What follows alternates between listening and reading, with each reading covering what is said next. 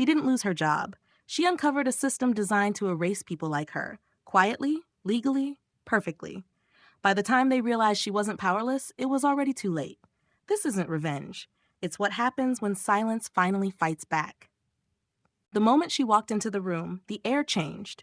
Not shifted, not cooled, collapsed. Evelyn Carter was still standing when the new executive said it. From today forward, all strategic approvals will come through me. The sentence landed like a quiet explosion. No raised voice, no aggression, just finality, the kind that rewrites hierarchy in a single breath.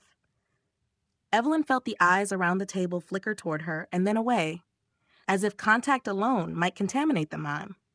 She had built this division from a skeleton crew into a global operation, but now she stood there, 44 years old, watching a woman nearly 15 years younger take ownership of her life's work without even glancing at her resume. The woman's name was Lena Ward. She wore confidence like a tailored coat, perfectly measured, perfectly new, and she smiled as if she had already won something no one else realized was a competition. "This is Evelyn Carter," the CEO said, gesturing vaguely in her direction. "She's been instrumental in getting us here." Instrumental. Past tense. Evelyn's pulse thudded in her ears. Around her, people studied their tablets, their notebooks, the grain of the table. No one met her eyes, not Marcus from analytics, not Dana, who had once cried in her office after a brutal client call. Silence became complicity. Lena continued, voice smooth. "Evelyn will now be supporting our transition phase. Think of her as institutional memory. Memory, not leadership, not authority. A relic." Evelyn's throat tightened, but her posture did not break. Years of negotiation had trained her body to hold still while the ground shifted beneath her. She remembered when this conference room had been an empty shell with flickering lights and a single folding table. She had negotiated their first international contract at that same table, coffee-stained and shaking with adrenaline. She had stayed through restructures, recessions, 2 mergers. She had chosen loyalty when leaving would have been easier. Now loyalty had a price. After the meeting, the hallway felt longer than usual. Her heels echoed, alone. She noticed her nameplate had been removed from her office door. Inside, boxes sat half-packed, her books already stacked by someone else's hands. Her desk, once heavy with meaning, now looked temporary. A young assistant hovered nervously. "Miss Carter, they said you're moving to the shared workspace just until things settle." Settle. The word tasted like ash. She walked past the glass-walled offices, each one now filled with people who used to report to her. Conversations dimmed as she passed. One by one, heads turned away. She reached the new desk, smaller, narrow. A chair that wobbled when she sat. That was when the email arrived. Subject, alignment review. It was from Human Resources. Polite cold, full of phrases like performance recalibration and leadership compatibility. A preliminary notice. A warning disguised as concern. Evelyn stared at the screen, her reflection faint in the glass. She had seen this pattern before, not here but in other companies she had studied. The quiet erosion, the reframing of experience as resistance. The slow rewrite of history. Across the office, Lena laughed. It was light, charming, magnetic. Evelyn realized something then. This was not ambition. This was orchestration. Later that afternoon, she overheard her own strategy being discussed in a meeting she was no longer invited to attend. Her market expansion model, her projections, her phrasing. Slightly altered, just enough to disguise the source. Lena's voice carried through the glass. "It's a bold direction, but I believe in decisive leadership." Applause followed. That was the moment something inside Evelyn went quiet. Not broken, not angry, focused. She understood now that this was not about merit or performance. This was about ownership of narrative, about who controlled the story that power told itself. When the day finally ended, she remained seated long after the office emptied. The lights dimmed automatically, casting long shadows across the floor. Her phone buzzed with messages she didn't read. Concerned, curious, afraid. She didn't cry. She didn't rage. She thought. About patterns she had noticed years ago and dismissed as coincidence. About similar rises and sudden collapses at other firms. About how often certain names appeared just before things went wrong. Outside, night settled over the city like a held breath. Evelyn opened her laptop, not to update her resume, not to complain, not to document injustice. She opened a folder she had kept for years without knowing why. Inside were fragments, emails, timelines, contracts, small inconsistencies that now aligned with terrifying precision. A slow exhale left her chest. They thought they had diminished her. What they had actually done was remove the last reason for restraint. And somewhere, far above the city lights, a different story had already begun to form. The first sign that something was wrong came in the form of silence. Not the peaceful kind, but the kind that followed her like a shadow. Conversation stopped when she entered a room. Laughter dulled mid-sentence.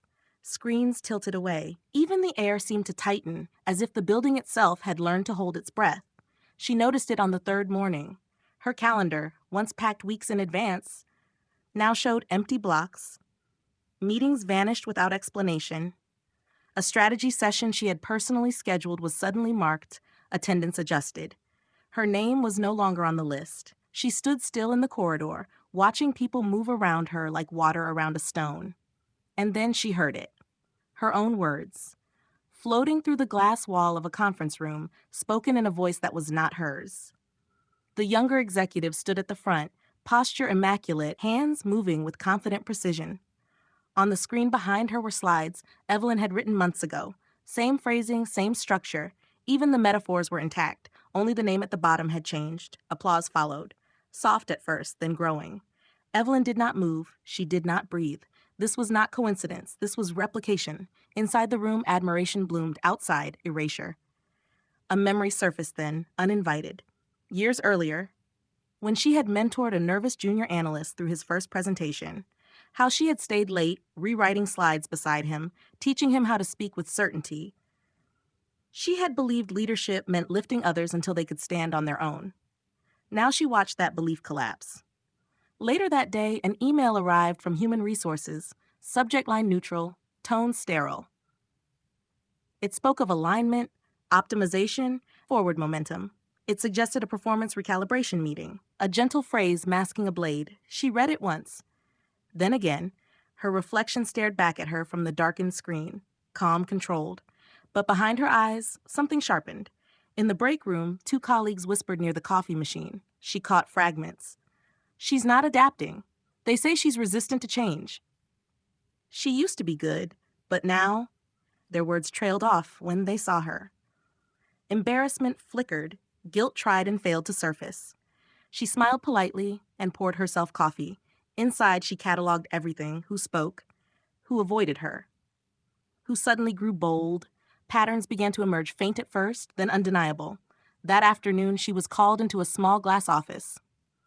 The younger executive sat across from her, hands folded, expression rehearsed. "I want this transition to feel supportive," and she said gently, "but I need to be honest. There's concern about your adaptability." The word landed carefully, like a dart aimed to wound without leaving a mark. "I've been here nearly 2 decades," Evelyn replied. "My adaptability built this department." A pause, a smile, and now we're evolving beyond that foundation. There it was, not rejection, replacement. When the meeting ended, Evelyn walked past the wall of framed achievements. Her achievements, awards she had accepted on behalf of teams that no longer spoke her name. She touched the glass lightly, then withdrew her hand. That night, long after the building emptied, she remained. The city glowed below the windows, indifferent and vast. She opened her laptop, not with anger, but with precision. She began pulling archived files, old reports, correspondence she had saved out of habit, not intent. Patterns emerged slowly. Familiar decisions, familiar phrasing, similar market moves across different companies, different years. Always the same rise, the same collapse, always the same names nearby. Her pulse quickened, not with fear but recognition. Elsewhere in the building, the younger executive laughed with senior leadership, celebrating another successful day. She believed the past had been buried, that history belonged to those who lost. She did not know that memory, when observed long enough, becomes evidence. The next morning, the office buzzed with quiet excitement. A major announcement was rumored: promotions, restructuring, power shifting again. Evelyn arrived early, earlier than usual. She stood at her desk, reviewing her findings, cross-referencing dates, timelines, financial flows. Each piece slid into place with terrifying elegance. This was no coincidence. This was a pattern, and patterns could be proven. As the elevator chimed and footsteps echoed down the hall, Evelyn closed her laptop slowly. The underestimated woman everyone had written off was no longer reacting. She was preparing. And soon, very soon, the story they thought they controlled would begin to tell itself. The first email arrived before sunrise. It was brief, polite, final. A calendar invitation titled Performance Alignment Discussion appeared on her screen at 5:40 in the morning, scheduled for 9 sharp. No context, no agenda. Just a quiet command dressed as courtesy. She stared at it while the city outside still slept. By the time she arrived at the office, the atmosphere had shifted again. Not louder, not colder, sharper. Conversations paused mid-sentence. People moved with intention now, as if rehearsed. Someone had given instructions. She felt it before she saw it. The glass conference room was already full. Inside sat the younger executive, calm and composed, flanked by 2 senior managers and a representative from Human Resources. Their body language was relaxed, almost rehearsed. They were waiting. She entered alone. No one stood. "Thank you for coming," the younger woman said, voice warm. "We wanted to align expectations moving forward." Align again. The door closed behind her with a soft click that sounded louder than it should have. They began with compliments, her contributions, her years of service, her influence on company culture, each word wrapped in velvet, each sentence leading toward a blade. Then the tone shifted. "We've noticed some difficulty adapting to recent structural changes," one of the executives said gently. "There's concern about resistance to new leadership." The word resistance hung in the air, heavy and deliberate. She studied their faces. None were hostile. That was the most dangerous part. This was not anger. It was administration. She spoke carefully. "I've raised questions. That's not resistance. That's responsibility." The younger executive smiled, practiced and calm. Sometimes those looked the same from a distance. A folder slid across the table toward her. Inside were summaries, selective emails, performance metrics stripped of context, conversations framed to suggest obstruction. Every document bore her name, twisted just enough to feel unfamiliar. They had rewritten her. A quiet murmur followed as she flipped through the pages. She recognized the technique: reduce complexity, isolate moments, remove intent, let pattern imply guilt. Her pulse slowed. This was not about her performance. This was about making her small enough to remove. "I see," she said at last. The room exhaled, mistaking her composure for surrender. "We believe a transitional leave might be beneficial," the Human Resources representative offered. Time to reflect, to recalibrate. A pause. Then the final strike. "We can position this as mutual." The word landed like a door closing. She nodded slowly, then surprised them by smiling. "May I ask one question?" she said. They exchanged glances and nodded. "When did this start?" she asked. "The concern about my leadership." The younger executive answered smoothly. "Over the past several months." She leaned back, considering the sabbath. Then she spoke again, softly. "That's interesting, because the first time my access was restricted was 2 days after I challenged the vendor realignment proposal. The one that shifted procurement through an offshore intermediary tied to your previous firm." The room changed temperature. A flicker of something passed through the younger woman's eyes. Surprise, quickly buried. "That's not relevant," she replied. "It is," she said calmly. "Because that intermediary has appeared in 3 companies you worked at, and in each case the same pattern followed. Rapid expansion, short-term gains, long-term instability." Silence fell. She continued, voice steady. "I did not accuse anyone. I simply noticed a pattern."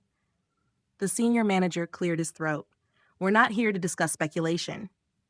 "No," she replied. "You're here to control narrative." A beat. She stood, smoothing her jacket. "I will take the leave voluntarily." Relief flickered across the table. "But I won't be silent." She left before they could respond. Outside, the corridor felt different, lighter, as if the air had shifted in her favor. By the afternoon, the rumors had begun that she was difficult, that she had lost her edge, that she was being managed out. By evening, her access badge no longer opened certain doors, and by night, she sat alone at her kitchen table, documents spread before her like a map. This time, she did not search randomly. She followed patterns. She traced timelines, mapped names, connected companies, cross-referenced board members, acquisitions, shell entities, and slowly, unmistakably, a structure emerged. Not chaos, design. She realized then that the woman who had replaced her was not acting alone. She was a node, a visible one, a decoy. The real power sat elsewhere, And suddenly, the pieces fit. The undercutting, the promotions, the sudden shifts in strategy, the speed with which dissent was neutralized. This was not about leadership style. It was about control. Near midnight, her phone buzzed, a message from an unknown number. "You were right to question it. I should have listened." She stared at the screen, pulse steady, then another message. "I have access to things you need to see." She exhaled slowly. The game had changed, and for the first time since it began, she was no longer reacting. She was moving first. The message arrived just after midnight. No greeting, no signature, only a single line. "They are watching you now. Be careful what you move next." She stared at the screen for a long moment, then set the phone face down on the table. The room was quiet, but her pulse was not. Something had shifted. The game had acknowledged her. By morning, the company moved as if nothing had happened. Emails flowed, meetings resumed, smiles returned to familiar places. But beneath the surface, tension coiled tight, waiting. She arrived early again, not because she needed to, but because she wanted to observe without being observed. The building smelled of cleaning solvent and coffee. Security nodded at her with forced politeness. Their eyes lingered a second too long. She passed the executive wing and noticed the door to the corner office was closed. That door was rarely closed. Inside, the woman who had replaced her stood with her back to the glass, phone pressed to her ear, voice low and controlled. Her posture was flawless. Her hands, however, trembled slightly. The call ended. She turned and froze when she saw her. For a brief second, something raw crossed her face, fear recognition. Then it vanished beneath practiced confidence. "Did you need something?" she asked. "No," she replied calmly. "I was just passing through." A lie, and they both knew it. Later that morning, a company-wide email was sent. A strategic restructuring announcement. Carefully worded, vague. It praised adaptability, innovation, forward vision. It also quietly reassigned authority away from departments that had once answered to her. The message was clear. She was being erased in real time. But something else happened too. People started watching, not openly, not yet, but in small ways, lingering glances, unanswered questions hanging in the air, doubt settling where certainty had lived. She spent the afternoon in a small conference room that no one used anymore. There she laid everything out, not in chaos, but in order. Names, dates, transactions, partnerships that made no sense unless viewed from a different angle. This was not corporate evolution. This was infiltration. The pattern revealed itself like a hidden map.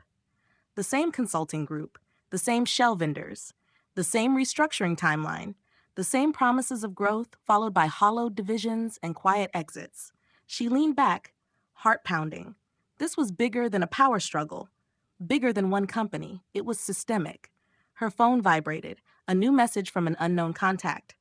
"I can confirm your timeline. I was pushed out after I asked questions." Her fingers hovered, then typed carefully. "Where are you now?"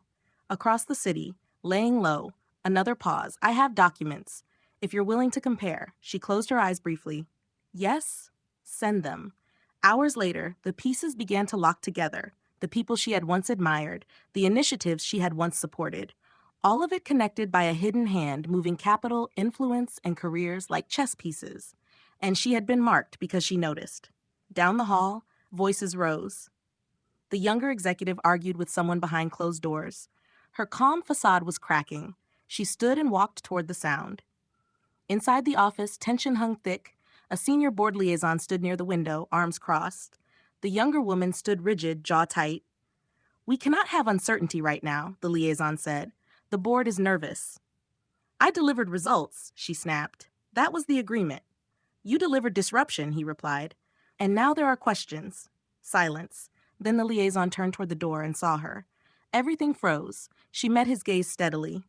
"I believe you're discussing outcomes," she said. "I might be able to help." The younger woman's eyes widened. "You were not invited." "No," she agreed, "but I was involved." The liaison hesitated, then nodded once. "Come in." Inside, the air shifted. Control wavered. She spoke calmly, laying out what she knew. Not accusations, observations, patterns, timelines. The same strategy repeated across multiple organizations, growth followed by extraction, talent replaced by compliance.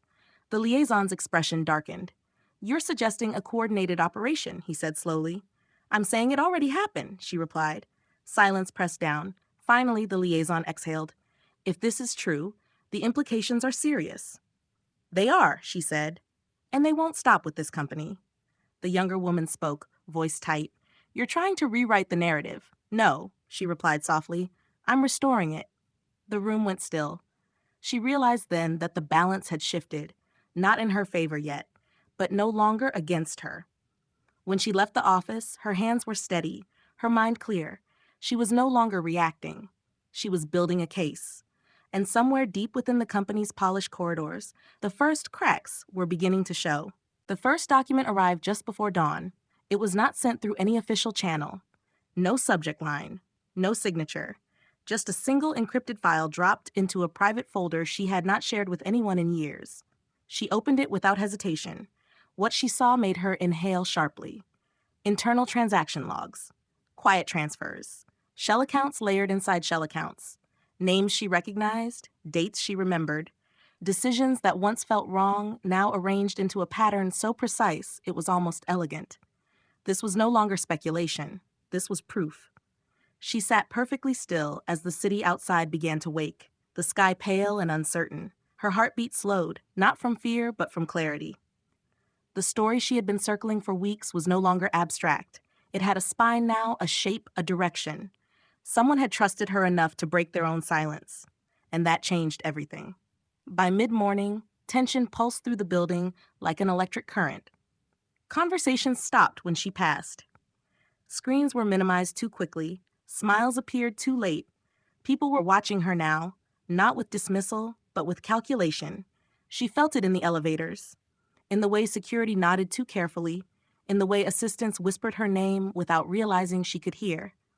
Inside the executive wing, the atmosphere had shifted from confidence to containment. Behind closed doors, voices rose and fell. She knows more than we thought. We should have acted sooner. We underestimated her. The words drifted through thin walls, carried by air vents and fear. She did not rush. She moved with intention, every step measured. She understood something crucial now. They were no longer deciding whether to remove her. They were deciding how much damage she could still do. In a quiet conference room, she spread the new documents beside the ones she had already collected. Patterns aligned. A repeating sequence of leadership changes, strategic pivots, sudden exits. Each time, the same external consulting entity. Each time, the same short-term gains followed by collapse. And each time, the same individual placed near the center, presenting herself as the solution. It was elegant and ruthless. Her phone buzzed. Another message. They are trying to discredit you. Be careful who you trust. She exhaled slowly. She had expected that. A soft knock came at the door. One of the senior managers stepped inside. His shoulders were tense, his expression conflicted. I shouldn't be here, he said quietly. But I can't pretend anymore. He closed the door behind him. They're preparing a narrative, he continued, that you're unstable, that you've become obsessed. They want to paint this as a personal vendetta. She nodded. I assumed as much, he hesitated. I've seen the files you've been gathering. Some of them match records I was told to destroy. Her gaze sharpened. Did you ask? No, he replied. I couldn't. Silence stretched between them. I don't know how this ends, he said, but I know this isn't right. She studied his face. Fear was there, but so was something else, resolve. Then help me finish it, she said quietly. He nodded. By evening, the company felt different. Not calmer, tighter. Like a structure under strain, every beam creaking under weight it was never meant to bear. The younger executive paced her office, phone pressed to her ear, voice low and urgent. This is getting out of control, she hissed. They're asking questions I can't answer. A pause. No, I can't fix this alone. Her reflection stared back at her from the glass. For the first time, it looked uncertain. Across the building, she sat alone, reviewing a final sequence of data. The story was complete now, not just what had happened, but why. How influence moved quietly, how loyalty was weaponized, how ambition hid behind innovation. She leaned back and closed her eyes. This was no longer about survival. This was about exposure. Outside, rain began to fall, streaking the windows in thin silver lines. The city blurred, but her vision sharpened. She knew what came next would change everything. By morning, the narrative would no longer belong to them. And once the truth stepped into the light, There would be no way to push it back into shadow. The message arrived while the city was still asleep. It was not a warning this time, it was a summons. A single sentence glowed on her screen, stripped of politeness, stripped of disguise. Come to the executive floor. Now, she did not hesitate. By the time she reached the building, dawn was breaking in pale streaks across the sky. The lobby lights were still dim, security unusually alert, no greetings, no small talk, just eyes that followed her as she passed. The elevator ride felt longer than it should have. Each floor chimed like a countdown. When the doors opened, she stepped into a corridor that hummed with tension. Voices murmured behind glass walls, shadows shifted. Someone had tried to move first. Inside the main conference room, the atmosphere had collapsed into urgency. The senior leadership sat clustered at one end of the table, faces tight, backs rigid, papers scattered in disarray. And standing near the window, arms folded, was the woman who had once appeared untouchable. She did not turn at first. The chair at the head of the table remained empty. That absence spoke louder than any greeting. "You asked for me," she said calmly. Several heads turned. No one answered. Finally, one of the board members cleared his throat. "We received information late last night." The woman by the window stiffened. "From an external source?" he continued. "Material that corroborates concerns already raised." Silence pressed down. She felt it then. The shift, the subtle transfer of gravity in the room. The woman at the window turned slowly. Her face was composed, but her eyes burned with something sharper. "This is a misunderstanding," she said. "Someone is manipulating data." "Someone has been doing that for a long time," came the reply. A folder slid across the table, then another, then another. Documents, financial trails, contract copies, strategic plans that mirrored others from different companies, different years. The pattern was undeniable. The woman's confidence cracked, just for a moment, enough. "This is a setup," she snapped. "You're letting her control the narrative." All eyes shifted toward the quiet figure standing at the far end of the table. She did not raise her voice. "I didn't create the narrative," she said. "I uncovered it." The room fell silent. She stepped forward, placing her hands flat on the table. "Every organization you touched followed the same arc: rapid expansion, quiet redirection of resources, leadership turnover, then collapse each time you walked away before the damage surfaced."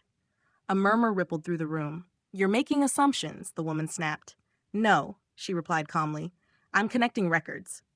She turned toward the others. "Ask yourselves why the same consulting entity appears every time why internal resistance is always removed before the damage becomes visible, why loyalty was framed as weakness." No one spoke.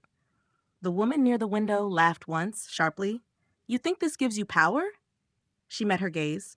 "No, I think the truth does." That was when the door opened. A man entered, carrying a sealed folder chankering. He moved with authority, his presence shifting the air. "I'm here on behalf of the Oversight Committee," he said. "We have reason to believe internal misconduct has occurred." The woman's face drained of color.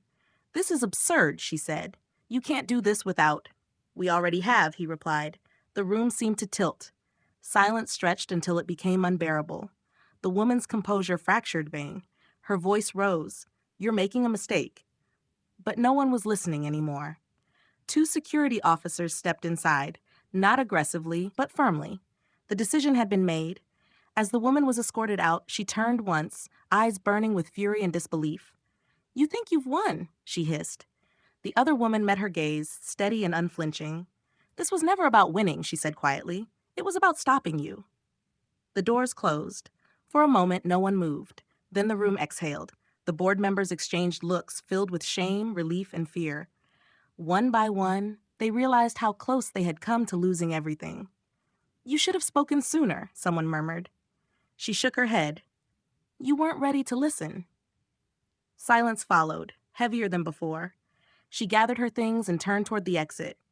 Outside, the light had fully risen. The city hummed with life, unaware of the collapse that had just occurred behind glass walls. She paused at the threshold, feeling the weight of it all settle into her bones. She had not sought power, but power had revealed itself to her. And now the story would change. Not because she forced it, but because she refused to look away. The first headline broke before noon. It was not loud. It did not scream.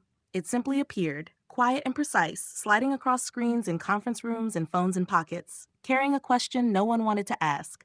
Internal investigation launched following executive removal. She read it once, then again, and felt the air shift around her. By midday, the building had become a pressure chamber. Doors closed more often. Conversations stopped mid-sentence. People spoke in half-truths and sideways glances. No one knew who would fall next. Everyone felt the ground move. She sat alone in a quiet office that had not yet been reassigned, listening to the hum of the building settling into fear. The truth had broken the surface.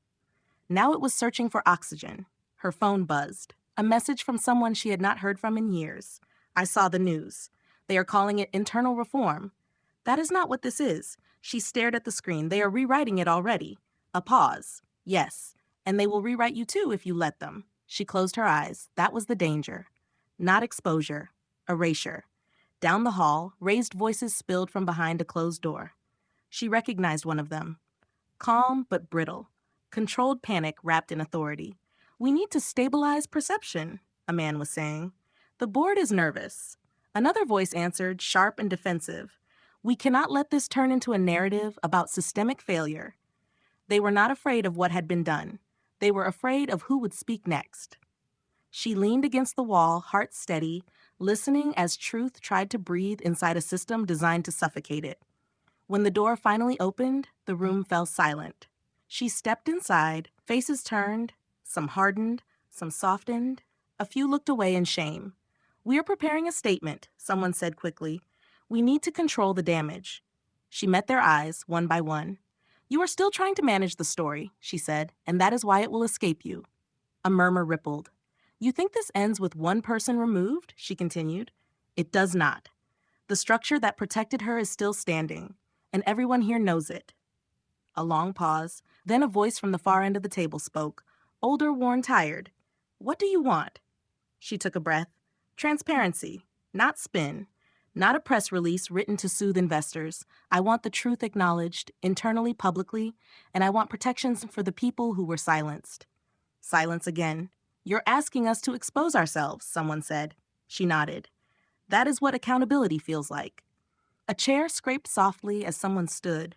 Another followed. A few faces showed fear. Others showed something like relief. Then a voice she did not expect spoke. You're right. It came from a senior figure who had never once defended her before. We cannot survive another buried truth. The room shifted. Momentum changed direction. But outside that room, forces were already mobilizing. By late afternoon, messages flooded internal channels, some supportive, some venomous. Anonymous posts appeared online, questioning her motives, her stability, her history. Old decisions were dragged into the light, stripped of context, twisted. She watched it unfold without flinching. This was the counterstrike. That evening, she stood alone by the window, city lights pulsing below. The skyline looked the same, but everything else had changed. A knock came at the door. A young analyst stepped in, eyes uncertain. I shouldn't be here, they said. But I thought you should know. People are sharing documents, not the ones you released others. Her expression tightened. Where did they come from? They're old, buried deep. Some of them are about you, a beat. About what? About how often you pushed back, how often you slowed things down, how many deals you questioned. She nodded slowly. They're painting that as weakness, the analyst added. She met their gaze. Good. Silence stretched between them. Do you regret it? The analyst asked. She turned back to the window. No, she said. I regret how long I believed silence was safety. Outside, the city glowed, restless and awake. Behind her, the machinery of power strained under its own weight. She was no longer inside it. She was standing across from it, and for the first time it was blinking. The message arrived just after midnight, cutting through the silence like a blade. They know you're the source. She did not flinch. She read it once, then again, and finally set the phone face down on the table. Outside, rain slid down the windows in thin, restless lines. The city was awake now, humming with rumor and reaction. The story had escaped containment, and it was hunting for a face. By morning, the building felt different. Not tense, exposed conversations no longer hushed when she passed. Instead, people watched her openly now, measuring her, recalibrating what they thought they knew. Some looked relieved, others looked afraid. The elevator doors opened to a floor she had not been invited to in years. She stepped out anyway. No one stopped her. Inside the executive suite, chaos hid beneath formality. Assistants whispered urgently. Phones rang without pause. A crisis meeting had been called, but no one seemed to agree on what the crisis actually was. At the far end of the corridor, she saw her. The woman who had once stood untouchable now sat rigidly at a long table, shoulders tight, jaw clenched. The confidence that once defined her presence had thinned, stretched too far to hide the strain beneath. Their eyes met. For a moment, the world seemed to narrow to the space between them. "You did this," the woman said, standing abruptly. "You set this in motion." She did not raise her voice. "No," she replied. "I stopped pretending it wasn't already moving." The room stilled. Around them, executives shifted uneasily. Some looked at the floor, others at the walls. A few stared directly at the woman who had once held all the leverage. "You think exposure makes you powerful," the other woman said, voice tight. "But power isn't truth, it's survival." A slow breath. "Survival without integrity is just delay," she replied. The words landed heavy. A murmur spread, not agreement, recognition. Then the door opened again. This time, the air changed. Two figures entered, calm and deliberate, carrying folders marked with official insignia. Their presence bent the room toward silence. "We're here to request cooperation," one of them said evenly, effective immediately. The woman who had once commanded everything stiffened. "This is unnecessary," she snapped. "We've already addressed—" "You've addressed nothing," the other interrupted. "You concealed material relationships and influenced internal governance." The room froze. Eyes turned day. Breath caught. She felt it then, the shift she had been waiting for. Not triumph, not revenge, relief. The truth no longer needed her voice. As the official spoke, detailing timelines and evidence, she watched the reactions ripple through the room. Shock, anger, fear. And beneath it all, understanding. This was not a mistake. It was a system. The woman across from her sat slowly, the fight draining from her posture. For the first time, she looked small. When it was over, when the doors closed and the room emptied, she remained standing. One of the senior members approached her cautiously. "You could have protected yourself," he said. "You didn't have to push this so far." She met his eyes. "If I had stayed quiet, this would have happened again to someone else." He nodded, ashamed.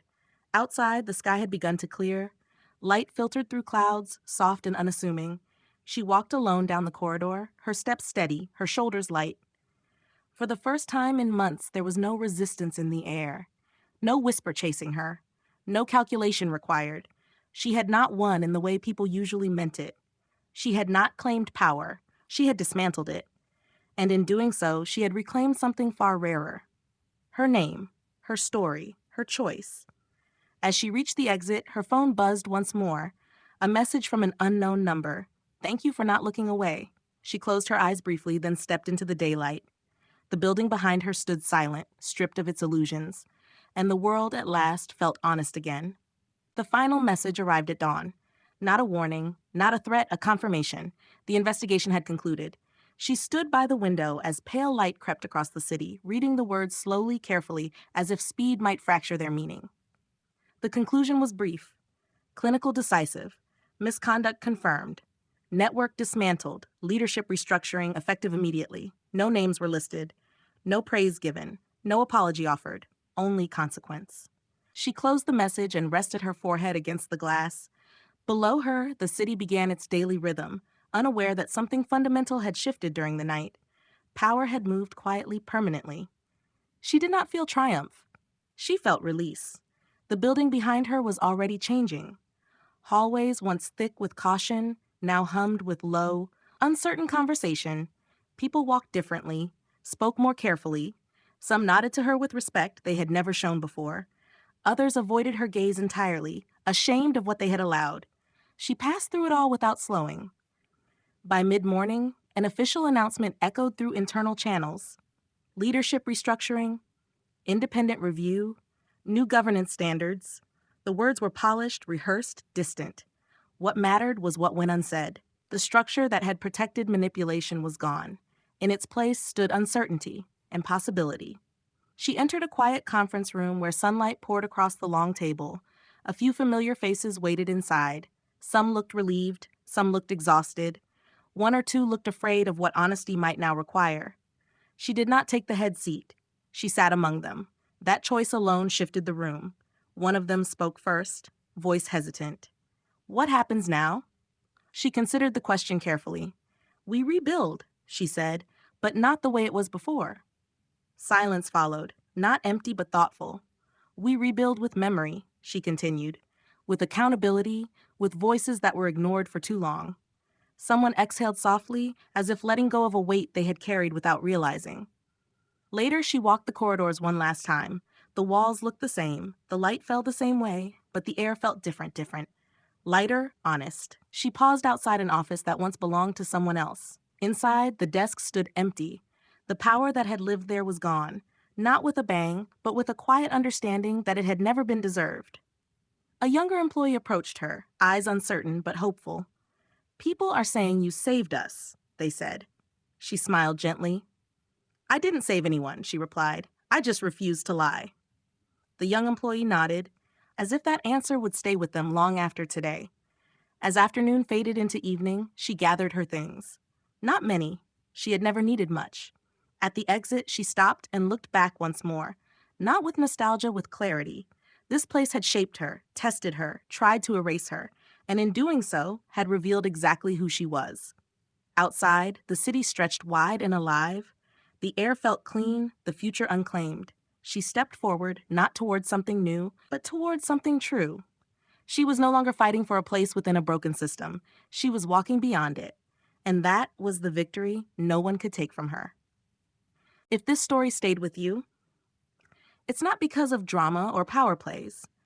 It's because somewhere inside it, you recognized a truth you've lived yourself. Maybe you've been in the room where your voice went unheard. Maybe you've watched credit shift hands while you stood in silence. Maybe you felt what it's like to be underestimated, not because you lacked ability, but because someone needed you smaller. This story isn't about revenge. It's about awareness, about choosing clarity over comfort, about understanding that power doesn't always shout. Sometimes it waits, sometimes it watches, and sometimes it simply refuses to disappear. If you've ever been told to stay quiet, to wait your turn, to be grateful for less than you deserved, this story is for you. And if it stirred something inside you, don't ignore that feeling. Leave a comment and share the moment that changed the way you see power, work, or yourself. Like this video if you believe integrity still matters. Subscribe if you want more stories about quiet strength, resilience, and the courage to stand when it would be easier to stay seated. Because sometimes the most powerful move is choosing not to disappear.